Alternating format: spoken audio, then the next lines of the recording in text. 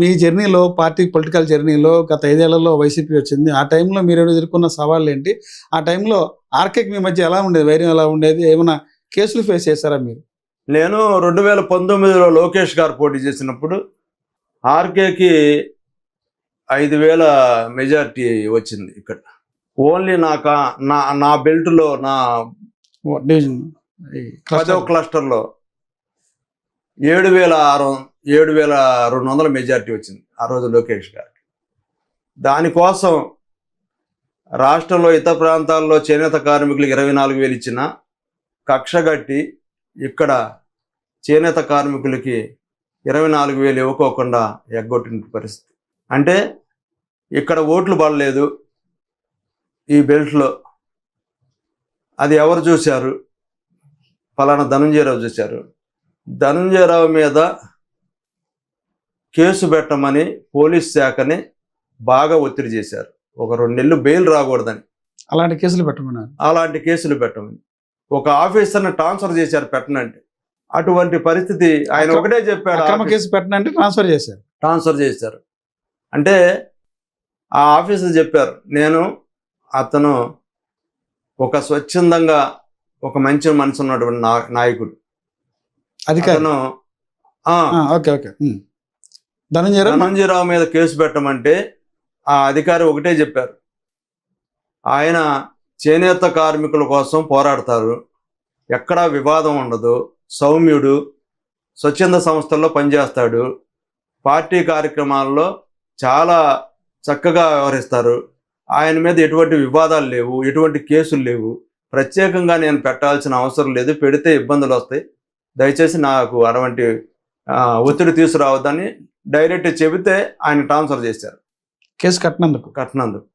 అటువంటి అయినప్పటికీ కూడా దాదాపు 11-12 కేసులు నా మీద గత 5 సంవత్సరాలు పెట్టారు, అక్రమ కేసులు.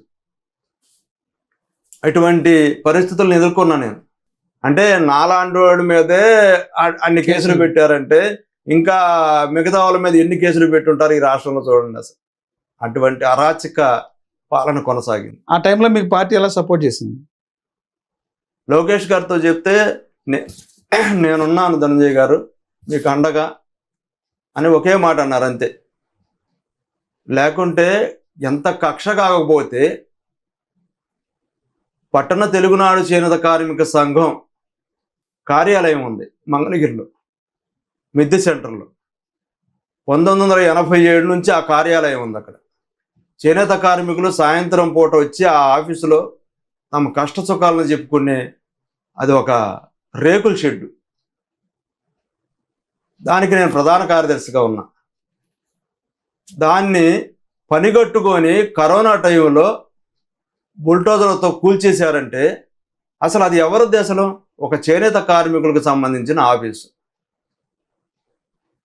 దాన్ని కూలగొట్టాడంటే చేనేత వారి మనసుల్లో ఆయన చేసినటువంటి విధ్వంసం ఎవరైనా విశ్వసిస్తారా అతన్ని? నా మీద కూడా కేసు పెట్టమని ఆయన ముందుకెళ్ళారంటే అంటే ఇక్కడ తెలుగుదేశం పార్టీకి కంకణబద్ధుడుగా పనిచేస్తున్నటువంటి ధనంజయరావుని దెబ్బతీయాలి, అదే లక్ష్యం, వేరే లక్ష్యం ఏమి లేదు. ఇక దానికోసం నా మీద కేసులు పెట్టమని ఒత్తిడి చేశాడు. పట్టణ తెలుగునాడు చేనేత కార్మిక సంఘం కార్యాలయాన్ని కూల్చేశారు. విధ్వంసంలో వాళ్ళు ముందున్నారు. ఏమైంది?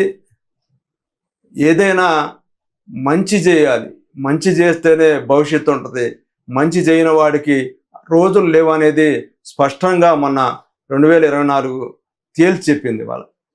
సార్, ధనంజయరావు గారు మీ కుటుంబ నేపథ్యం ఏంటి? అసలు మీరు మీ అమ్మ నాన్నగారికి ఎంతమంది సంతానం ఏంటి? మీ నేపథ్యం ఏంటి? అసలు పొలిటికల్ నేపథ్యం మీ కుటుంబానికి ఉందంటే ఏం చెప్తారు మీరు మీ నేపథ్యం గురించి ప్రేక్షకులు తెలియడానికి? అమ్మ నాన్నగారి పేరు? నాన్నగారు చిన్న వయసులోనే కృష్ణా జిల్లా రాయవరం నుంచి ఇక్కడికి రావడం జరిగింది.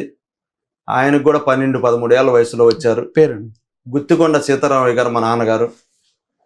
తర్వాత ఇక్కడే మరి మునగాల సుబ్రహ్మణ్యం గారు మా తాతగారు, వాళ్ళ కుమార్తె లక్ష్మీకాంతం మా అమ్మగారు, గుత్తికొండ లక్ష్మీకాంతం గారు. మా మా అన్నదమ్ములు చెల్లెలు మొత్తం 7 సంతానం. మా అన్నయ్య గుత్తికొండ బాలవెంకట సుబ్బారావు, తర్వాత నేను 2, 3 గుత్తికొండ మధుసూదన్ రావు మా తమ్ముడు, 4 గుత్తికొండ శివశంకర్రావు, 5వ తమ్ముడు గుత్తికొండ నాగేశ్వరరావు, 6వ తమ్ముడు గుత్తికొండ దాసరథి, లాస్ట్కి మా చెల్లెలు మరి తిరందాసు భాగ్యలక్ష్మి, మా బావగారు తిరందాసు రమేష్ బాబు గారు. ఎన్నో కష్టాలు పడ్డాం. మా నాన్నగారు సిపిఎం సానుభూతిపరుడు. ఆయన ఇవాళ నేను ఇలా ఉన్నానంటే ఆయన ఉన్నటువంటి ఆలోచనలు, ఆయన స్ఫూర్తే నాకు. ఏది చేసినా ఎవరికి కష్టం రాకూడదు, ఎవరిని బాధ పెట్టకూడదు, ఇబ్బంది పెట్టు. మనం మంచి చేయాలి అనేది మా నాన్న లక్ష్యం. అందుకని మా నాన్న కూడా నా చిన్నతనం నుంచి చిత్తరామయ్య గారు చాలా మంచోడు, మంచి వ్యక్తి. ఇక్కడ ఒక 100 మగ్గాలకి మేనేజర్గా దాదాపు 30 సంవత్సరాలు పనిచేసినటువంటి మా నాన్నగారు, ఒక నిజాయితీగా మంగళగిరిలో పనిచేసినటువంటి సీతారామయ్య గారు, వాళ్ళ బిడ్డను ఎందుకు సంతోషపడుతున్నా. ఆయన స్ఫూర్తి కూడా నాకుంది. 7 సంతానాన్ని మరి పోషించాలంటే పోషించి ఎన్నో కష్టాలు పడ్డాం. నేను మగ్గం నేస్తున్నా చాలని పరిస్థితి, మా నాన్న నేను నేస్తే సరిపోయే పరిస్థితి లేదు. అప్పు కోసం కొట్టుల దగ్గర నిల్చున్నటువంటి పరిస్థితి మా అమ్మగారు. ఎన్నో కష్టాలను అనిపించాను. నాకు 3 ఆడపిల్లలు, నా భార్య విజయకుమారి. నేను ఏది చేసినా నాకు సపోర్టుగా పనిచేసింది. ఇవాళ నేను ఈ స్థాయిలో ఉన్నానంటే నా భార్య నాకు ఇచ్చినటువంటి సపోర్ట్ సామాన్యమైనటువంటి విషయం కాదు. ఏంది పిచ్చి రాజకీయాలు ఎప్పుడు నేను ఏ కార్మికుల కోసం అయ్యని ఇయ్యని రాస్తా ఉంటే ఇంటి నిండా కూడా కాగితాలు ఉండే.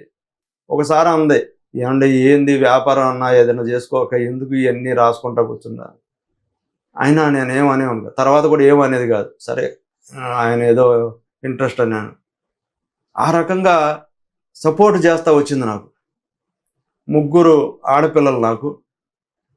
పెద్దమ్మాయి జయశ్రీ, 2వ అమ్మాయి మౌనిక, 3వ అమ్మాయి సాయిలక్ష్మి. మా 3కి కూడా నేను పెళ్ళిళ్ళు చేశాను. పెద్దల్లుడు అలుగురి శివనాగరాజు, 2వ అల్లుడు మునగపాటి భార్గవ సాయి, 3వ అల్లుడు అవ్వారు నవీన్.